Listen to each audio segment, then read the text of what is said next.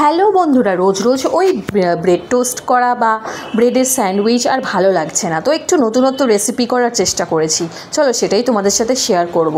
তো এটা একটা হচ্ছে ব্রেড চিলির একটা রেসিপি বানিয়েছি। তো চলো আজকে ব্রেকফাস্টে খাওয়া হলো, খেতে কিন্তু অসাম দুর্দান্ত হয়েছে। তো এইভাবে বানালে কিন্তু সত্যি খুবই সুন্দর খেতে লাগে।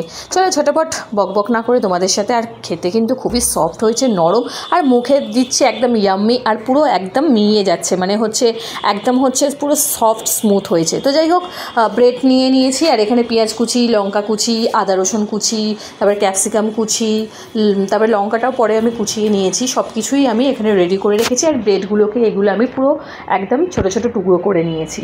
এটাকে ভালো করে কাট করে ভালো করে টুকরো করে নিয়েছি। এবারে কি করলাম, বাটারে হচ্ছে এটা হচ্ছে কড়াইটা গরম করে একটু বাটার দিয়ে সেই ব্রেডগুলো, টুকরো করা ব্রেডগুলোকে আমি ভালো করে হালকা একটু মানে একটু ক্রাঞ্চি করার জন্য একটু বেশ নাড়াচাড়া করে নিলাম।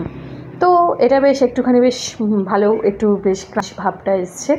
তো এটা করে নিয়ে এটা আলাদাভাবে এটা রেখে দিলাম। রেখে দিয়ে হচ্ছে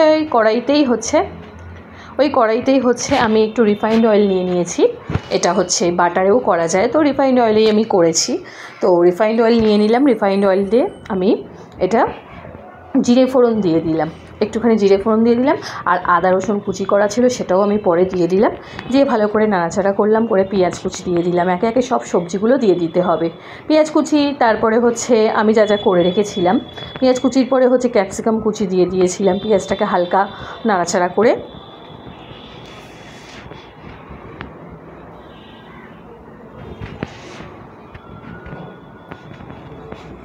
ক্যাপসিকাম কুচি দেওয়ার পরে আমি লঙ্কা কুচিও দিয়ে দিয়েছিলাম। লঙ্কাগুলোকেও আমি ছোটো ছোটো টুকরো করে নিয়েছিলাম, নিয়ে এর ওপর দিয়ে ছড়িয়ে দিয়েছিলাম। সব কিছুই একটু মিক্স করে একটু নাড়াচাড়া করতে হবে।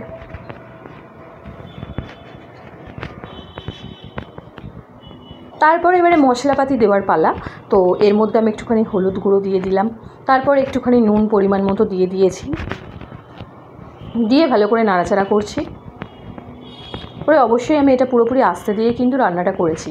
আর একটুখানি হচ্ছে এটা হচ্ছে কাশ্মীরি গুঁড়ো লঙ্কা দিয়েছি, হালকা ছড়িয়ে দিলাম, দিয়ে নাড়াচাড়া করতে থাকছি।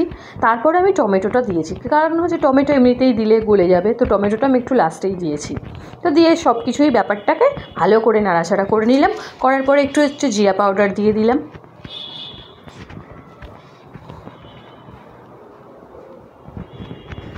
দিয়ে ভালো করে নাড়াচাড়া করছি। আর একটুখানি যদি মশলাটা শুকিয়ে যায় তো একটু হালকা জল দিয়ে দিতে হবে। আর এখানে হচ্ছে টমেটো সস দিয়ে দিলাম একটু, আর একটু সয়া সসও একটু দিয়ে দিয়েছি, আর একটুখানি জল দিয়ে দিয়েছি। জল দিয়ে ভালো করে কিন্তু নাড়াচাড়া করছি। করার পরে হচ্ছে এটা হচ্ছে জায়গিরি পাউডারটা দিয়ে দিলাম যে মিষ্টির জন্য একটু। আর এরপরে আমি হচ্ছে পাউরুটি, মানে হচ্ছে ব্রেডের যে টুকরোগুলো ছিল সেগুলো সব দিয়ে দিলাম। দিয়ে ব্যাস সব কিছু একটু নাড়াচাড়া করে নিলাম, করে ব্যাস আমার রেডি হচ্ছে। এটা হচ্ছে খুবই একটা মানে কি বলবো, হেলদিও খাবার বলা চলে, বা খুবই টেস্টিও খাবার। আর খেতে তো ইয়াম্মি দারুণ, মানে দুর্দান্ত হয়েছে। তোমরা একবার জাস্ট এইটা বানিয়ে খাও, সত্যি বলছি, বিশ্বাস করো খুবই টেস্টি খেতে। তার উপর দিয়ে তো ব্ল্যাক পেপারটা তো অবশ্যই লাস্টে ওপর দিয়ে ছড়িয়ে দেবো। ধনে পাতাটাও কিন্তু দিতে হয়, বাট ধনে পাতা আমার ছিল না বলে আমি দিইনি। তো ব্যাস রেডি হয়ে গেল। এবারে এটা জাস্ট খাওয়ার পালা। খেতে কিন্তু দারুণ হয়েছে, দুর্দান্ত হয়েছে, বারে বারে মনে হবে করে কি খেতে ইচ্ছা করবে। তো ব্যাস এই রেসিপিটি যদি তোমাদের ভালো লেগে থাকে please like, share and subscribe করো। আরও ভালো ভালো রেসিপি নিয়ে তোমাদের কাছে আসছি।